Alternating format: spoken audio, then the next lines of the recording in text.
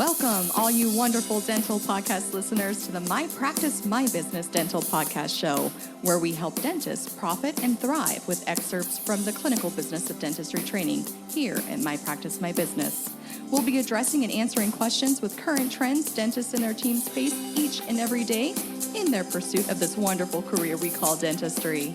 And now, the host of our show, the clinical director at My Practice, My Business, Dr. Rob Thorup.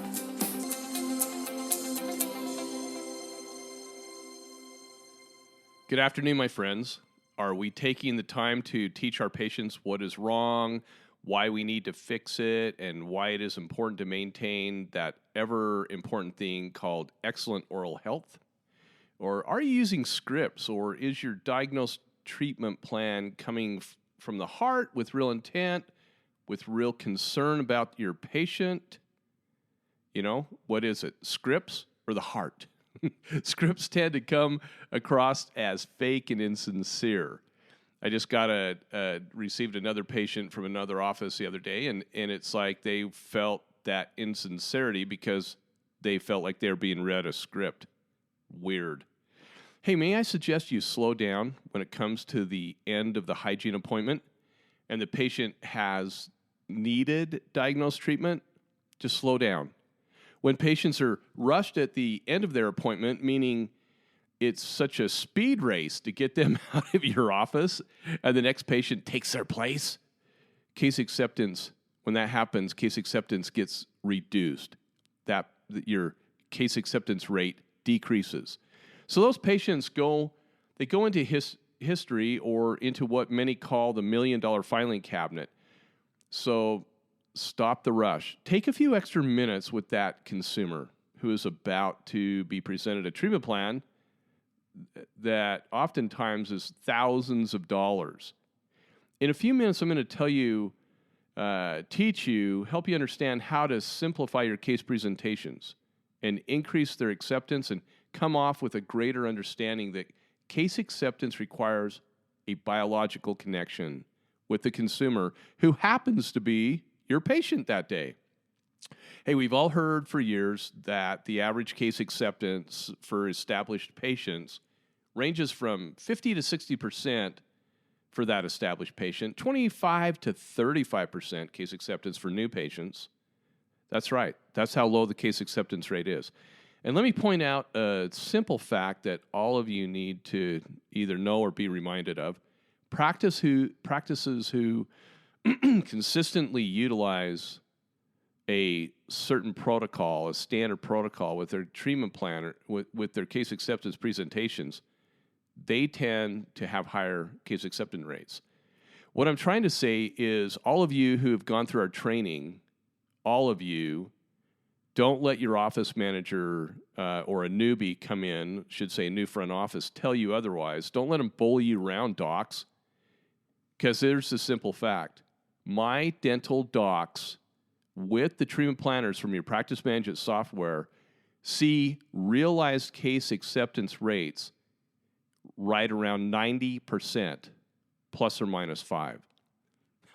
This is so exciting because Tracy has been tracking this. We actually now have hardcore data, or data, however you want to say it. We have hardcore data that sits there right in front of our faces now with all of our practices, knowing the ones that are printing out treatment information from My Dental Docs and those who aren't, and we are seeing a distinct difference in case acceptance rates. We have never tracked this before. And for the last several months, we have just started. It has been amazing to see the difference.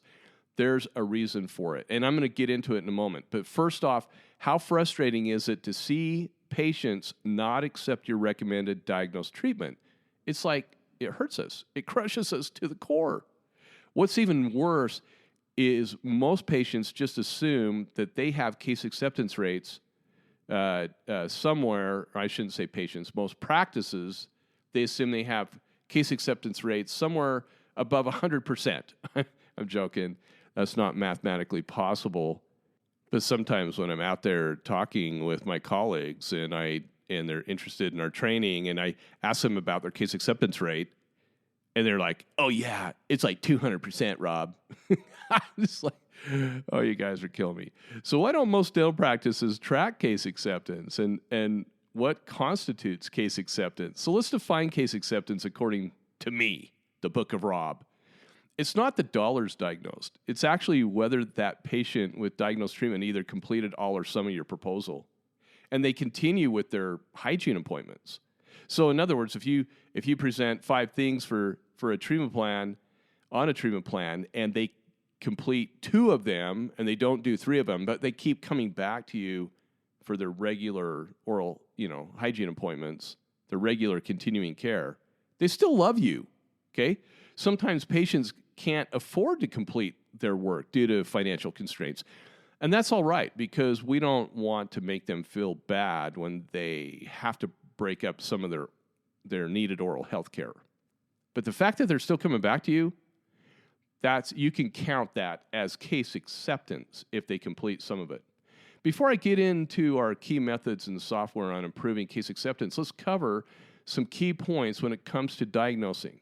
First, your thought leadership needs to be centered around trust with your patients, not only in correctly diagnosing needed dentistry, but also on your delivery of your skills, okay? Trust does not come from like your verbiage on your website. I hate to tell you guys that. Or your blogs or newsletters or even your social media posts. Nope. Trust is something that has to be earned. And you earn it by not overdiagnosing and underdiagnosing. You earn it by giving your patient an experience and reason to stay in your office. And that's done by offering choice where choice exists, by delivering the best dentistry your training allows, and by doing those things that you would want done to you. Okay? Isn't that interesting? Never do anything on a patient that you wouldn't do to yourself if you were in that situation. And remember, every MBA program out there teaches that choice promotes trust. And remember another thing that I always teach, it's misleading not to offer choice where choice exists. So those are things that build trust. Do you think patients accept treatment based on features or benefits? Or is it by fact or emotion? No matter what you hear, actually all 4 are the correct answer. Features, benefits, facts, and emotion. But guess which one stands out the most?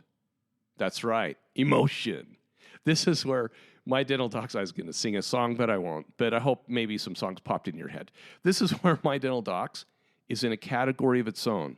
The treatment documents in my dental docs, they communicate the why treatment is needed. These documents cover the features and benefits of the patient's oral health care, and they present facts about the materials that the doc, or the team wants to use, all while preventing misunderstandings about your diagnosed treatment proposal. That's why my dental docs promotes oral health care and prevents lost revenue. When you connect to treatment features, benefits, facts, and emotional reasons for needed treatment, you're connecting to the patient's limbic system of the brain where all purchasing decisions are made with discretionary spending. Let me say that again. It's connecting into the middle ring of that brain where I need that. I've got to have that. Understand now why this needs to be fixed, and it becomes emotional. That's what's going on in their head. So my dental docs accomplishes this all in a simple to understand document. It's so funny. Now, are you starting to understand why case acceptance increases with offices who implement my dental docs? You don't need lengthy scripts. You don't need to spend thousands of dollars going to courses on how to present treatment. You just need my practice, my business's key methods and systems of training that even a doctor can understand. I'm kidding, sort of. Anyway, that's what works. And we have got hard scientific data that now is supporting exactly what we've been teaching for years and years. We always knew it. We always felt it.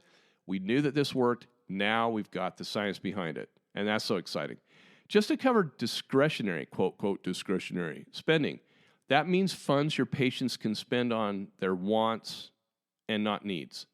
One of our biggest competitors is found in retail America, and not so much each other, other dentists competing. No. In fact, dentist-to-dentist competition is just not where our competition resides. The average consumer, you guys, especially over social media, is bombarded with advertised messages, some true, some false. This is not the kind of advertising our treatment plans should have. However, what does the majority of dental offices send their patients home with? That's the question. What are you sending your patient home with? Is it a piece of paper with codes, descriptions, and fees on it? Is it like the piece of paper underneath the instruments that has beautiful stick figure drawings on it showing them what a tooth looks like, where the decay is, the drawing of a file going down a route? Does that sound like something with an emotional connection to your patient? That would be like me giving my wife a brand new vacuum for her birthday. That emotion would be considered dead. That's where I'd be. My Dental Docs, it not only connects with your patient's needed diagnosed treatment, but these documents educate at the same time. So patients are actually able to go home and present their needed treatment to others. What if the financial decision maker in the home wasn't your patient that day? Can they explain to their spouse, partner, significant other why they need to spend hundreds or thousands of dollars on their oral health care? Not really. Not with a page that just has CDT codes on it and pseudo-stratified descriptions that the practice management software people have tried to do. Nope. And fees, yeah, that's a real good discussion point. But with My Dental Docs, they certainly can explain the work that needs to be done. Not only that, they can actually remember the majority of what you told them about their needed dental care. Because patients forget 85% of what you tell them right when they walk out the door. I hope you're starting to understand the abilities of My Dental Docs with your patients, why it's so powerful. The last obstacle to overcome with case presentation is the ability for patients to afford their dental care. We don't take payments, but we do offer financial services for patient lending. This only takes minutes, right, to get approval, and you're off and running. If a patient isn't able to get funding due to bad credit, we encourage them to try family, friends, even their boss at work. We've seen a lot of bosses who have employees that have had a tough time, and they will fund their employees' dental care. Then if we see them do their best and still fail to procure funding, that's when we either pro bono it or get creative in other ways. And I'm not going to say we take monthly payments from them, but I will say we bend the rules on a few occasions, and I do mean on a few only.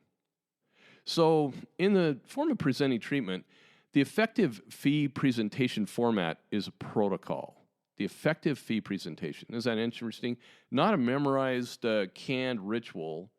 If you and your staff follow a few simple rules or steps every time you present a treatment plan, whether complicated or simple, you're going to greatly increase your case acceptance rate. So here's number one.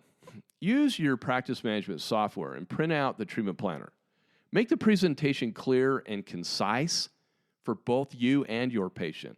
Do not present multiple options at the front desk. That conversation, this is where I see practices fail all the time.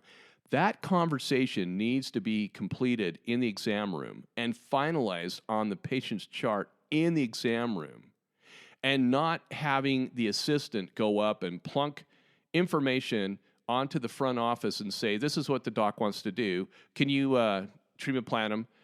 The front does not know what the back did. The doc and the team should have used intraoral images, code diagnosis tactics, okay, meaning listen to the patient and take the time to explain what their condition is, why it needs to be treated, and how it will be done.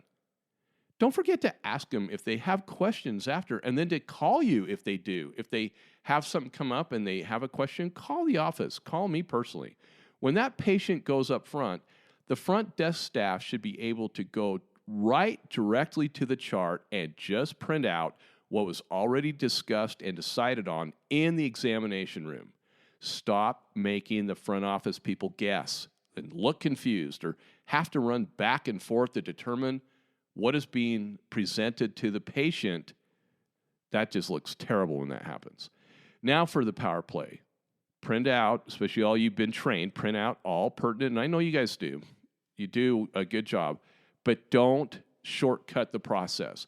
Print out all pertinent documents that augment the needed treatment from My Dental Docs. It takes seconds, you guys know it, and for small treatments, it's seconds to just a few minutes. For large treatment plans, remember, this is where case acceptance increases. And with the printing of those documents, tell the patient, hey, have a seat. We're going to print out all the documents that you need for your treatment, and it's going to take us just about a minute or two. And that's what we say, just a minute or two. Sit back, chillax. It's not a race to get them out of the office in a hurry. Gosh, especially when they're going to spend thousands of dollars with you. Are you kidding me? For those of you who understand upgrading and offering choice of materials, technology, medications, and value-added services, many of you who are listening who have not been through our training, you think we're speaking a foreign language there. That's why you need to be trained with our guaranteed training. Present those options the same way to every patient. Present them the same way, just like we trained you on. We say it like this to the patient.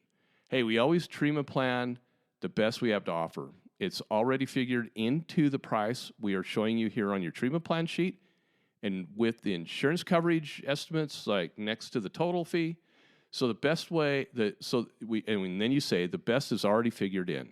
We've already figured in the best treatment. But if you need to cut corners with your treatment, hey, just let us know when you return for your appointment. And we are here to serve you and to provide you with exactly what you want and can afford. Now, here are the documents that better explain the better materials, technology, medications, and value-added services. And let me just go over these with you. This way you can Google what we want to do if you need more explanation of your needed treatment. Just take these home with you. And do you have any questions? There you go. Game over. Number 3, just ask your patient if they need any financial assistance at that time with their treatment plan. Put your patient at ease by letting them know that you have a relationship with a bank that provides patient financing, special financing, treatment financing. Never, and I mean never, start treatment without knowing where your payment is coming from. I know some out there teach something completely different than what we teach. And those are typically people who either teach you to mislead the patient or tell you that it's just fine to carry accounts. You will lose in both of those scenarios. Once you have finances in place, your patient will be committed to their needed work. And remember this, treat every patient as if they want the best oral health care and they are willing to pay for it. I hope you understand what I'm saying there. I want to say it again. Treat every patient as if they want you to fix what they have wrong, and treat them as if they are already willing to pay for your services. It's that simple. Okay, point 4. Now schedule them. But please don't cram the schedule and try not to break up the work unless it's absolutely necessary. Do it all in one shot. Well, not one shot, maybe multiple. But do it in the same appointment. People really don't want you. They don't they don't want to see you more than they have to. They tell you they love you, but do they really? No, they don't want to come in any more than they have to. So that's the 4-step process. So let's recap that process. 1, patient receives a completed treatment planner from the practice management software. It's sitting in front of them, and the supporting documents to the treatment from My Dental Docs. It's just that easy on point 1. There it is, laid out on the counter, in front of them, on the table, the treatment room, whatever you have. 2, rip the Band-Aid off and tell them the cost of the treatment. Here's your total cost, $9 million. And we estimate insurance will cover $8,900,000. Yeah, I know. Thanks. I know some of you are laughing. That's my joking, okay? So point 2, rip the Band-Aid off and tell them the cost of treatment, the estimated insurance coverage, and their out-of-pocket total needed at the time of service. 3, make sure that they can pay for the services. 4, schedule them for the appropriate time needed to do the work. Glad we got through that. At the writing, at the time that I wanted to do this podcast, it's going through my mind, and I write my bullets out. I stepped away to do an exam on a patient that I hadn't seen in over a year. I diagnosed him with needed dental implants, crown and bridge work, and an extraction with bone preservation. He just barely indicated to me why he had returned to our practice.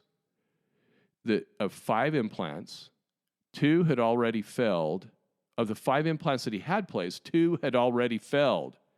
And the cleanings from the other office did not match our level of care that we provided him all these years. His words, not ours. He thought he would save some money, and now he's paying the real price of mediocrity. Don't allow mediocrity into your practice. Treatment plan for the best. Use the best materials. What am I saying here is you will have a few patients that might leave your office because of higher price points for higher quality. They might not want to finance their work, so they'll find someone who will. But for some strange reason, they seem to always return. Gosh, we've seen more of that in the last 2 months for some reason than we have for a while. And this is the 4th family. I'm going to tell you, this is the 4th family in just 2 months that we've had return to us. 2 of them are now driving the distance. Patients are not stupid, people. And when you have a level of care not seen in other practices, My Dental Docs plays a big part in that process. They recognize what they had, and they migrate back to you if they can. And they will many, many times. But in your presentations, treatment plan them for the best, but let them know that you can put in less expensive materials to cut costs if they want it. It should be their choice. Remember, what promotes trust? Choice. Taught in every MBA program. And what should you do with your case presentation skills? Don't memorize scripts. It's very simple. Follow those 4 steps and just let the patient know, this is what the doc has presented. These are your needs for oral health care at this time. The doc has told us this is what you need. These are the costs. Do you need financing? We're going to rip the Band-Aid off. Here's the totals. You don't have to make the decision on the best stuff right now. Go home and Google it. When you come back, just let us know. It's called a soft sell, people. And that's how dentistry should be. It should just be a soft sell. It shouldn't be pushing them into treatment. And unfortunately, what I've seen the last couple months, pushing them into treatment that is overdiagnosed. Don't do that. Please, please, please don't do that. We went out to dinner with some of our friends that practice south of us, and they were talking about how they sometimes see patients come in with treatment plans where it's like, that's not how I would want to be treated. That definitely looks like a little bit of overdiagnosis. But here's the other thing too, people, and this is what I loved about my good friend down south. He didn't throw the other dentist under the bus. He used the phrase, that's one way that can be treated, and this is my thought leadership, my philosophy, how I want to treat it. And, both are good. It's your choice. I tend to treatment plan a little more conservatively, and that's just where my thought leadership is. And that's what we should be doing.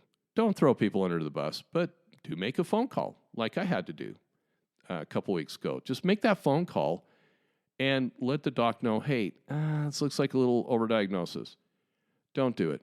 If you come to our course and go through our training, you don't have to do those types of tactics that are being taught by a lot of consultants out there. You can learn to be profitable on the things that you currently do, your everyday needed dentistry, and then you don't have to stretch things. And all of you know what I'm talking about.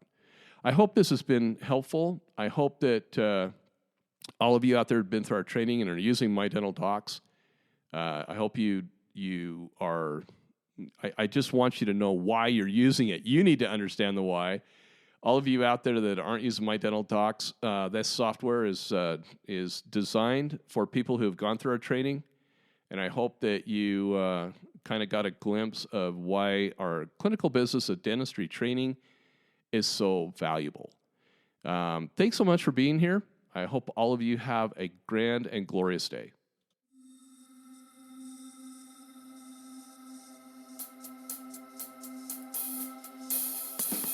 Thank you for being with us today. To learn more about our guaranteed, no-risk clinical business of dentistry training that is changing dental practices for the better, just go to our website, mypracticemybusiness.com, and surf our pages for additional information about our company. When you're ready, give us a call and get scheduled for the best training you'll ever experience. Those are the words of our clients, not us. Our mission statement is simple. We increase the net revenue of dental practices with our key methods, tools, and training utilizing everyday need-based dentistry. We believe that there's never been a more important time than now for dentists to know what we know, and that is 1, how to compete with retail America. 2, how to be profitable with dental procedures, especially those performed on patients with dental insurance plans. 3, how to place oral health care at the forefront of patients' discretionary spending. And 4, how to ethically, legally, and morally be paid fairly for the services you provide. All of us here at My Practice, My Business know exactly how to help you implement each of those talking points and more with our key methods, knowledge, and training. Our clients' testimonies say it all. If you enjoy our podcast, please leave us a 5-star review. Thank you for listening, and we hope to see you soon at the My Practice, My Business training facility located in the Salt Lake City, Utah area. If you have any questions, please don't hesitate to call us. Thank you again and have a fantastic day.